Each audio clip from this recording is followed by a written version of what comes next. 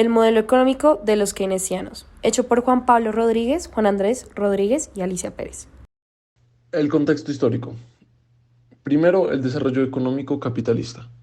Entonces, a comienzos del siglo XX, el centro y el dinamismo del desarrollo económico capitalista se trasladó de Inglaterra a los Estados Unidos. Después viene la revolución industrial en Norteamérica.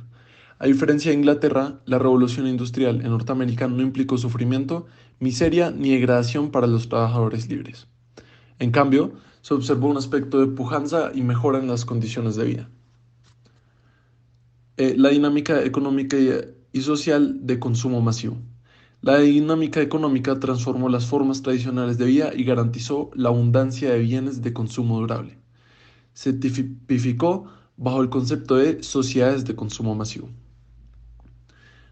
Por último, viene el Jueves Negro de 1929, del cual hablaremos mejor más adelante. El 24 de octubre de 1929, conocido como el Jueves Negro, se ofrecieron en venta 13 millones de acciones de grandes empresas en la bolsa de Nueva York. Nadie quiso comprarlas debido a la mala economía y la falta de confianza en la recuperación. Esto trajo unos efectos. El primero es que los precios bajaron un 50%. Lo que valía $10 bajó a valer tan solo $5 debido al exceso de productos en el mercado. El desempleo también aumentó. De cada 3 personas por 100 en 1924 a 25 personas sin trabajo por cada 100 en 1933. Y por último, la producción disminuyó a la mitad. Si en 1924 se producían 100 carros, en 1933 solo se hacían 50 carros. John Maynard Keynes nació el 5 de junio de 1883 en Cambridge. Su padre era John Neville Keynes, profesor de economía y de filosofía en la Universidad de Cambridge, y su madre era Florence Ada Brown, que fue la primera mujer capaz de estudiar en una universidad británica. En 1897 obtuvo una beca para estudiar en el Colegio Eton, donde fue un alumno brillante, y posteriormente en 1902 pudo entrar a la King's College de la Universidad de Cambridge, donde estudió matemática y probabilidades. Se orientó más hacia el lado de la economía debido a sus maestros Alfred Marshall y Arthur Pigou. Durante su estancia en la Universidad de Cambridge, frecuentó dos grupos. El primero son los apóstoles, se denominan apóstoles, y el círculo de Bloomsbury. Que el círculo de Bloomsbury era un grupo intelectual y artístico que proponía un nuevo orden social y contrario a los principios de la moral victoriana que tenían. Y por estas razones es que después terminó desarrollando el modelo de Keynes. La Gran Depresión, o pues también conocida como la crisis del 29, fue un evento económico muy devastador que tuvo lugar en los Estados Unidos y que tuvo pues efectos en todo el mundo. Voy a dividir esta parte en tres momentos que son los antecedentes, el crack del 29 o pues la Gran Depresión, y voy a hablar un poco sobre qué tiene que ver John Maynard Keynes con la Gran Depresión. Entonces, primero los antecedentes. Entonces, a los felices años 20, durante la década de los años 20, obviamente, Estados Unidos se convirtió en la gran potencia económica mundial. En esta época de grande crecimiento, conocida como los felices años 20, fue una consecuencia de la influencia de Estados Unidos en Europa, ya que habían convertido pues su nación en la principal exportadora mundial. Pero sin embargo, con el tiempo los países europeos se empezaron a endeudar con Estados Unidos y dejaron de comprar sus productos, y esto causó que la economía empezara a decaer muchísimo. Y ahí empieza la Gran Depresión o pues el crack del 29, que pues el crack del 29 fue la mayor caída de la bolsa estadounidense en toda su historia. Y pues sí, fue una crisis económica muy grande, social, profunda, que duró más de una década, comenzando en 1929, que pues colapsó la bolsa de valores de Nueva York y se extendió por todo el mundo hasta la Segunda Guerra Mundial. Y durante este periodo millones de personas perdieron sus empleos, sus ahorros y pues su esperanza. la economía ya no era la misma y pues no se acercaba ni un poquito a lo que era antes frente a la producción y pues exportación de productos que tenía. Por último, quiero mencionar a John Maynard Keynes y pues el que tiene que ver con la Gran Depresión. Como ya lo mencionaron, John fue un economista británico con ideas que tuvieron una gran influencia durante la Gran Depresión. En su teoría general del empleo, el interés y el dinero, Keynes argumentaba que había muchas razones por las que los mecanismos de autocorrección que pues la mayoría apoyaban durante una recesión podían pues no siempre funcionar cuando las ponían en práctica. Por eso Keynes afirmaba que había buenas razones por las cuales la inversión no necesariamente debió aumentar de forma automática, como pues la respuesta a una caída en los tipos de interés. Entonces, según Keynes, ya que no se puede contar con el sector privado para crear demanda durante una recesión, el gobierno tiene la responsabilidad de crear esa demanda durante ese periodo, incluso si tienen que entrar en déficit. Y por eso las ideas de Keynes fueron muy revolucionarias en su momento y su labor pues fue muy influyente para toda esta época en los Estados Unidos. Y la opinión de Keynes y pues la opinión keynesiana de la economía y la causa de la Gran Depresión fueron pues aceptadas ampliamente hasta la década de los 70, cuando el desempleo y una elevada inflación pues condujeron a una transición a otras teorías económicas. Entonces, más o menos esta fue una explicación sobre pues la crisis del 29, o pues más conocida como la Gran Depresión. La demanda efectiva. Entonces, la demanda efectiva, según la teoría keynesiana, se refiere a la cantidad total de bienes y servicios que los consumidores y las empresas están dispuestos y tienen la capacidad de adquirir a un determinado nivel de precios en un periodo de tiempo muy específico. En la teoría pues también macroeconómica de Keynes, la demanda efectiva es el punto de equilibrio donde la demanda agregada es igual a la oferta agregada. Una de las conclusiones también de Keynes es que la demanda efectiva puede ser insuficiente para lograr el pleno empleo.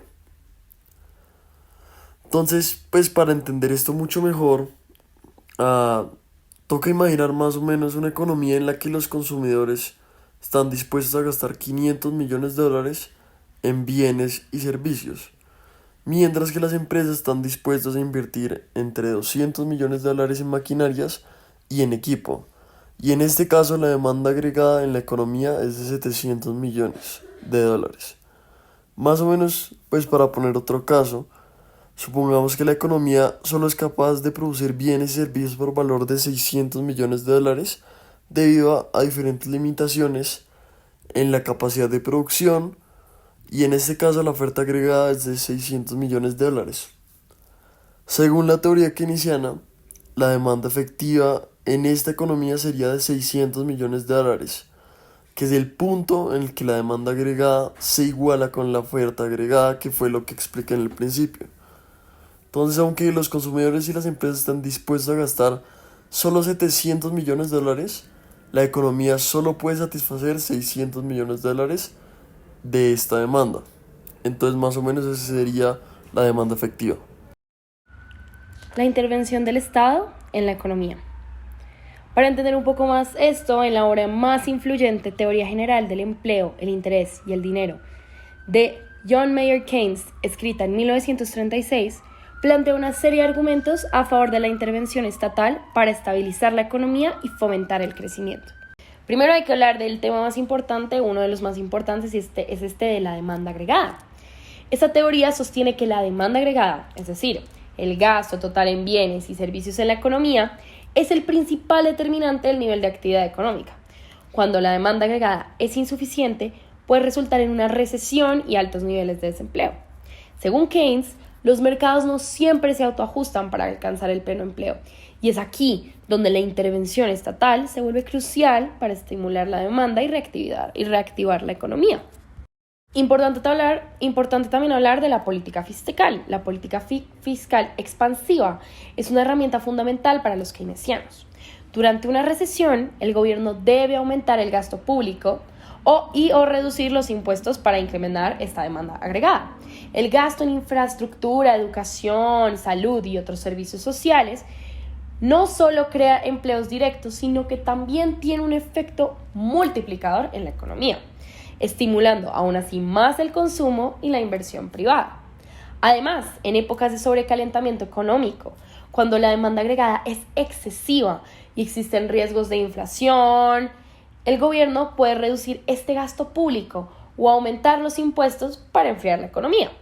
Es decir, funciona como una balanza en la que esta intervención no vaya a generar ningún daño, sino que ayude a que en los momentos donde haya sobrecalentamiento o donde la economía esté muy mal, se pueda regular. De esta manera, la política fiscal se utiliza para suavizar los ciclos económicos y mantener una economía estable y en crecimiento. Los estabilizadores automáticos, o impuestos progresivos o prestaciones por desempleo.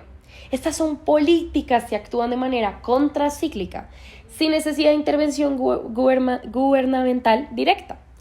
Esto significa que durante una recesión, los ingresos fiscales disminuyen automáticamente debido a la caída de ingresos personales y corporativos. Digamos que esto también significa que mientras que el gasto en prestaciones por desempleo de alguna manera aumenta. Esto es muy efectivo porque ayuda a sostener la demanda agregada y amortigua el impacto negativo en el empleo. En épocas de crecimiento económico, estos mecanismos funcionan al revés, reduciendo el gasto público y aumentando los ingresos fiscales, lo que ayuda a prevenir un sobrecalentamiento de la economía. Hay dos términos muy importantes que utilizo y quiero explicar para que se puedan entender un poco mejor. Entonces, cuando hablamos sobre un sobrecalentamiento de la economía es cuando durante un periodo de tiempo muy corto se registra, un alto crecimiento de la economía. Vamos a tomar un ejemplo que considero que sirve para explicar lo que pasó o lo que se conocen como los felices años 20. Digamos que este periodo fue tan corto y era un ritmo, o sea, la economía creció a un ritmo que nunca se había registrado antes, lo que también generó una burbuja, económica, donde todo el mundo tenía un poder adquisitivo muy bueno. Por otro lado, también hablamos de qué es el enfriamiento de la economía. Prácticamente esto significa entrar en un proceso recesivo y pues este proceso recesivo significa que es una recesión es cuando la economía alcanza un pico de actividad y termina cuando la economía alcanza su punto más bajo. Prácticamente es eso y es algo importante entender durante todo el tema de la intervención de la economía de los keynesianos, que es algo que ellos realmente consideraban importante, lo del enfriamiento y el calentamiento de la economía. También hablamos de la política monetaria, y esto significa que reducir las tasas de interés podría estimular de alguna manera la inversión y el consumo al hacer que el crédito sea más barato y accesible. Sin embargo, durante recesiones severas, esta medida puede ser menos efectiva debido a lo que se conoce como la trampa de la liquidez, que significa que es esta baja confianza en la economía que impide que los agentes económicos gasten o inviertan independientemente de lo bajas que sean estas tasas de interés.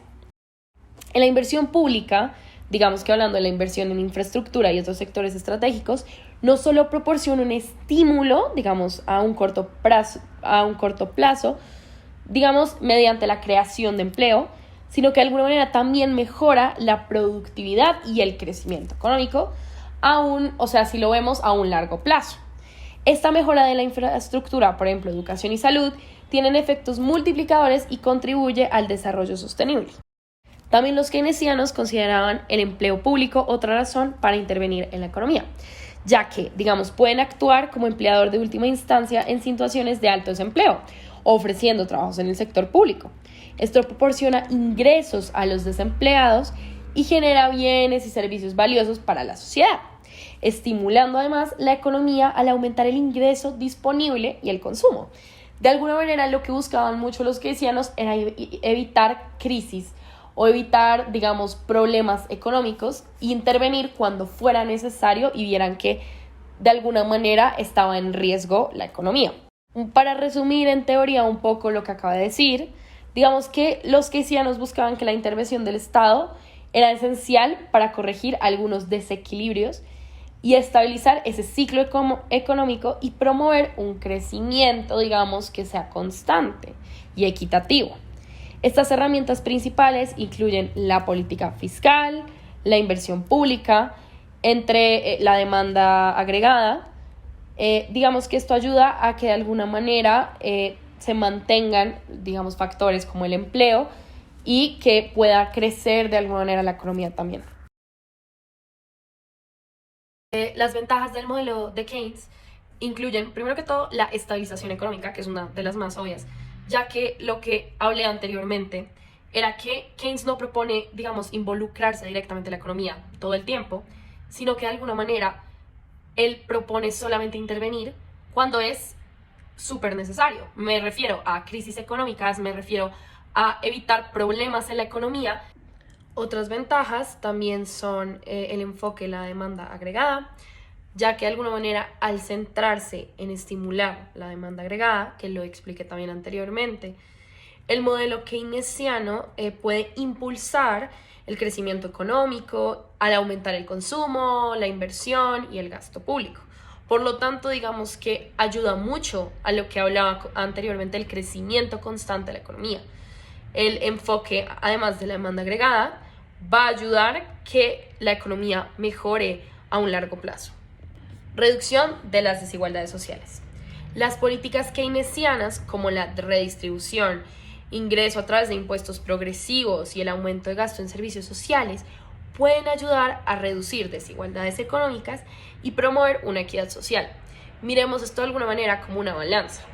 Como expliqué anteriormente, los keynesianos abogan mucho por quitar el desempleo o por disminuir el desempleo. Por lo tanto, ellos ven también el hecho de intervenir en la economía como un método o pues como una forma, una solución para mantener la economía lo más equitativa posible y fomentar su crecimiento también de alguna manera, mejorar también sus ciertos aspectos que hacen que pues también la economía disminuya. Por último, la intervención estatal como amortiguador. Digamos que en el modelo keynesiano, o pues el modelo keynesiano reconoce el papel del gobierno en la economía como estabilizador. Más que todo, ellos no quieren apropiarse en sí de la economía, sino, digamos, intervenir cuando sea necesario, regular, mejor dicho. Esto puede ayudar a prevenir crisis financieras y económicas realmente severas.